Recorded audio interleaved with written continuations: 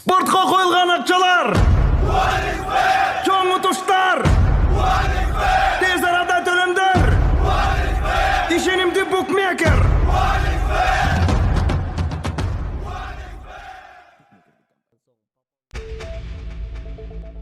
ИИМдин мурдагы орун басары Курсан Асановго карата дагы бир кылмыш иши козголду. Бул тууралуу аскер прокурору Нуркамал Набиев билдирди. Асановго атайын даярдыктагы аскерди мыйзамсыз түрдө өзүнө айдоочу кылып дайындап алган деген күнөө коюлууда. Буга дейин кыргыз милициясына чыккынчылык кылды, ишеничтен кетти деген негиз менен кызматтан алынып, кылмыш иши козголуп 13 октябрга чейин үй камагына алынган. Кой таш окуясына байланыштуу кызматтан алынган Асановго эл жактан эч нерсе табылбай, башка жактарын чукуп жатканы мыйзамга туура келеби? Учурда Асановдун баласына чейин кылмыш иши ачылып, үй бүлөсүнөн тартып бир туугандарына чейин текшерүүлөр жүрүп, эптеп кынтыктап сындыруу аракети көрүлүүдө. Ал тургай Асановго эч кандай тиешеси жок чайкананы Асановго жабыштырып арестке койгону кандай?